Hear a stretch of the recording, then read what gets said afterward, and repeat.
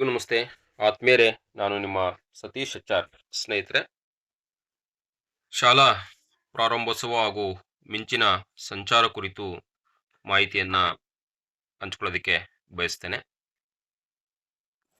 ರಾಜ್ಯದ ಎಲ್ಲ ಸರ್ಕಾರಿ ಮತ್ತು ಅನುದಾನಿತ ಹಾಗೂ ಸ್ಥಳೀಯ ಸಂಸ್ಥೆಗಳ ಶಾಲೆಗಳಲ್ಲಿ 26 ಮತ್ತು 27ನೇ ಶೈಕ್ಷಣಿಕ ಸಾಲಿನ ಒಂದು ಶಾಲಾ ಪ್ರಾರಂಭೋತ್ಸವವನ್ನು ಮತ್ತು ಮಿಂಚಿನ ಸಂಚಾರ ಕಾರ್ಯಕ್ರಮವನ್ನು ಆಯೋಜನೆಯನ್ನ ಮಾಡಲಾಗ್ತಾ ಇದೆ. ಇದಕ್ಕೆ ಸಂಬಂಧಪಟ್ಟಂತೆ ಕಾರ್ಯಕ್ರಮದ ಉದ್ದೇಶಗಳನ್ನು ತಮ್ಮೊಟ್ಟಿಗೆ ಹಂಚಿಕೊಳ್ಳೋದಾದ್ರೆ, ವಿದ್ಯಾರ್ಥಿಗಳ ದಾಖಲಾತಿಯನ್ನ ಹೆಚ್ಚಿಸ್ತಕ್ಕಂಥದ್ದು.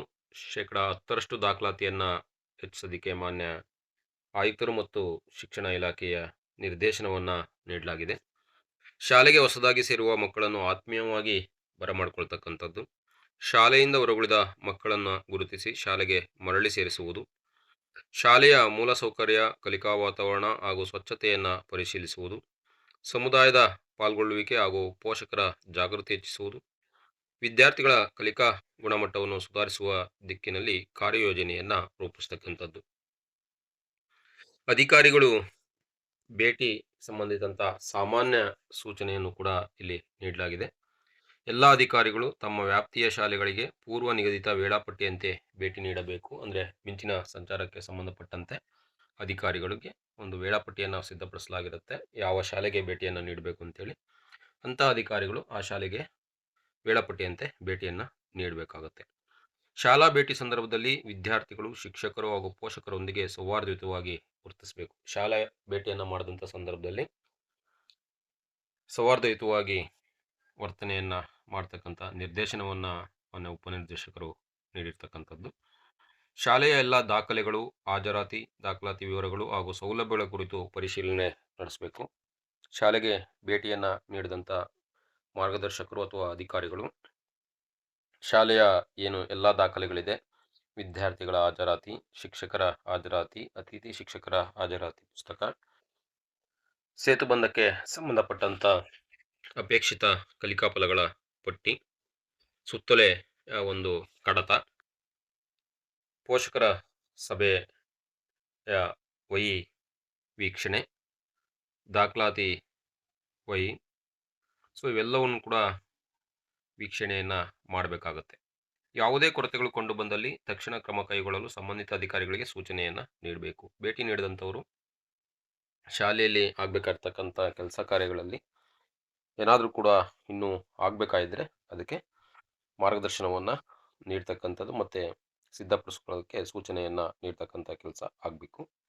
ಶಾಲಾ ಅಭಿವೃದ್ಧಿ ಸಮಿತಿ ಸದಸ್ಯರೊಂದಿಗೆ ಸಭೆ ನಡೆಸಿ ಶಾಲಾ ಅಭಿವೃದ್ಧಿಗೆ ಸಂಬಂಧಿಸಿದ ಸಲಹೆಗಳನ್ನು ಪಡಿತಕ್ಕಂಥದ್ದು.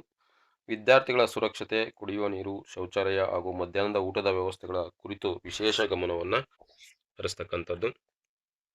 ಶಾಲೆಯಲ್ಲಿ ಮಕ್ಕಳಿಗೆ ಹರ್ಷಭರಿತ ವಾತಾವರಣ ಕಲ್ಪಿಸುವಂತೆ ಸೂಚನೆಯನ್ನ ನೀಡ್ತಕ್ಕಂಥದ್ದು. ಇನ್ನು ಶಾಲಾ ಪ್ರಾರಂಭೋತ್ಸವದ ಸಂದರ್ಭದಲ್ಲಿ ಕೈಗೊಳ್ಳಬೇಕಾಗಿರ್ತಕ್ಕಂಥ ಕ್ರಮಗಳನ್ನು ತಿಳಿಸಲಾಗಿದೆ. ಹೊಸ ವಿದ್ಯಾರ್ಥಿಗಳಿಗೆ ಸ್ವಾಗತವನ್ನ ಕೋರ್ತಕ್ಕಂಥದ್ದು. ಶಾಲೆಗೆ ಹೊಸದಾಗಿ ಸೇರುವ ಮಕ್ಕಳಿಗೆ ಹೂಗುಚ್ಛ, ಪುಸ್ತಕ, ಪೆನ್ ಅಥವಾ ಸಿಹಿ ವಿತರಣೆ ಮೂಲಕ ಆತ್ಮೀಯ ಸ್ವಾಗತವನ್ನ ನೀಡಬೇಕು. ವಿದ್ಯಾರ್ಥಿಗಳಿಗೆ ಶಾಲೆಯ ಬಗ್ಗೆ ಭಯವಿಲ್ಲದ ವಾತಾವರಣವನ್ನು ನಿರ್ಮಿಸಬೇಕು. ಮಕ್ಕಳ ಪೋಷಕರೊಂದಿಗೆ ಸಂವಾದ ನಡೆಸಿ ಶಿಕ್ಷಣದ ಮಹತ್ವವನ್ನು ವಿವರಿಸಬೇಕು. ಶಾಲಾ ಆವರಣವನ್ನು ಸ್ವಚ್ಛ ಹಾಗೂ ಅಲಂಕೃತವಾಗಿ ಸಿದ್ಧಪಡಿಸಬೇಕು. ಇನ್ನು ದಾಖಲಾತಿ ಅಭಿಯಾನವನ್ನು ನೋಡಿದ್ರೆ, ಶಾಲೆಯಿಂದ ಹೊರಗುಳಿದ ಮಕ್ಕಳನ್ನು ಗುರುತಿಸಿ ದಾಖಲಾತಿ ಮಾಡಲು ಕ್ರಮ ವಹಿಸಬೇಕು. ಗ್ರಾಮ ಮಟ್ಟದಲ್ಲಿ ಮನೆ ಮನೆ ಭೇಟಿ ನೀಡಿ ಮಕ್ಕಳ ದಾಖಲಾತಿಗೆ ಪ್ರೋತ್ಸಾಹ ನೀಡಬೇಕು. ವಿಶೇಷ ಅವಶ್ಯಕತೆ ಇರುವ ಮಕ್ಕಳ ದಾಖಲಾತಿಗೆ ಆದ್ಯತೆಯನ್ನು ನೀಡತಕ್ಕಂಥದ್ದು. ಬಾಲಕಾರ್ಮಿಕ ಮಕ್ಕಳನ್ನು ಶಿಕ್ಷಣದ ಮುಖ್ಯವಾಹಿನಿಗೆ ತರಲು ಇಲಾಖೆಯ ಮಟ್ಟದಲ್ಲಿ ಸಮನ್ವಯವನ್ನು ಸಾಧಿಸಬೇಕು. ಇನ್ನು ಪೋಷಕರ ಸಭೆ ನಡೆಸಿ ಶಾಲೆಯ ಚಟುವಟಿಕೆಗಳ ಕುರಿತು ಮಾಹಿತಿಯನ್ನು ನೀಡ್ತಕ್ಕಂಥದ್ದು. ವಿದ್ಯಾರ್ಥಿಗಳಿಗೆ ನಿಯಮಿತ ಹಾಜರಾತಿಯ ಮಹತ್ವವನ್ನು ತಿಳಿಸ್ತಕ್ಕಂಥದ್ದು. ಮಕ್ಕಳ ಆರೋಗ್ಯ ಮತ್ತು ಪೌಷ್ಟಿಕ ಆಹಾರ ಹಾಗೂ ಸ್ವಚ್ಛತೆಯ ಕುರಿತು ಜಾಗೃತಿಯನ್ನು ಮೂಡಿಸ್ತಕ್ಕಂಥದ್ದು. ಇನ್ನು ಮಿಂಚಿನ ಸಂಚಾರಕ್ಕೆ ಸಂಬಂಧಪಟ್ಟಂತ ಒಂದು ಕ್ರಮಗಳು, ಅಧಿಕಾರಿಗಳು ಅಚಾನಕ್ ಶಾಲಾ ಭೇಟಿ ನೀಡಿ ಶೈಕ್ಷಣಿಕ ಚಟುವಟಿಕೆಗಳ ಸ್ಥಿತಿಗತಿಯನ್ನು ಪರಿಶೀಲನೆಯನ್ನು ಮಾಡ್ತಕ್ಕಂಥದ್ದು. ತರಗತಿ ಕೊಠಡಿಗಳಲ್ಲಿ ಬೋಧನಾ ವಿಧಾನವನ್ನು ಅವಲೋಕಿಸ್ತಕ್ಕಂಥದ್ದು. ವಿದ್ಯಾರ್ಥಿಗಳ ಕಲಿಕಾ ಮಟ್ಟವನ್ನು ಪರಿಶೀಲಿಸಿ ಶಿಕ್ಷಕರಿಗೆ ಮಾರ್ಗದರ್ಶನವನ್ನು ನೀಡುವುದು. ಶಾಲೆಯಲ್ಲಿ ಲಭ್ಯವಿರುವ ಪಠ್ಯಪುಸ್ತಕ, ಸಮವಸ್ತ್ರ ಹಾಗೂ ಪೂರಕ ಸಾಮಗ್ರಿಗಳ ವಿತರಣೆಯ ಸ್ಥಿತಿಯನ್ನು ಪರಿಶೀಲಿಸುವುದು.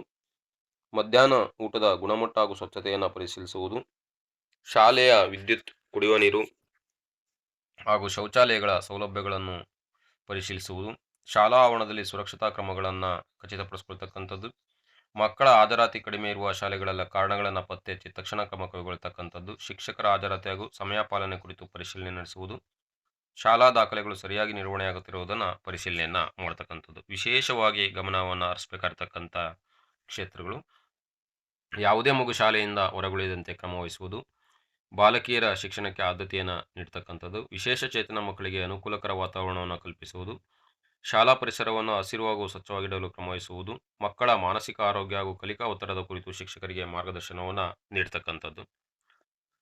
ಸೊ ಇದಿಷ್ಟು ಕೂಡ ಮಿಂಚಿನ ಸಂಚಾರಕ್ಕೆ ಸಂಬಂಧಪಟ್ಟಂತ ಒಂದು ಏನು ಭೇಟಿಯ ನಮೂನೆ ಇರುತ್ತೆ, ಆ ನಮೂನೆಯಲ್ಲಿ ಈ ಎಲ್ಲ ಮಾಹಿತಿಯನ್ನು ತಿಳಿಸ್ತಾ ಹೋಗ್ಬೇಕಾಗತ್ತೆ, ಭರ್ತಿಯನ್ನು ಮಾಡ್ತಾ ಅಂತಕ್ಕಂಥದ್ದು.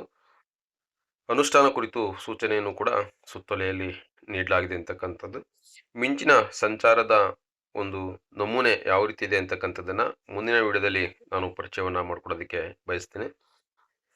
ಮಿಂಚಿನ ಸಂಚಾರದಲ್ಲಿ ಬಹಳ ಪ್ರಮುಖವಾಗಿ ಏನೆಲ್ಲ ದಾಖಲೆಗಳನ್ನು ನಾವು ಭೇಟಿ ನೀಡಿದಂಥ ಅಧಿಕಾರಿಗಳಿಗೆ ತೋರಿಸ್ಬೇಕಾಗುತ್ತೆ ಅಂತಕ್ಕಂಥದ್ದನ್ನು ಆ ಒಂದು ನಮೂನೆಯಲ್ಲಿ ಕೊಡಲಾಗಿದೆ.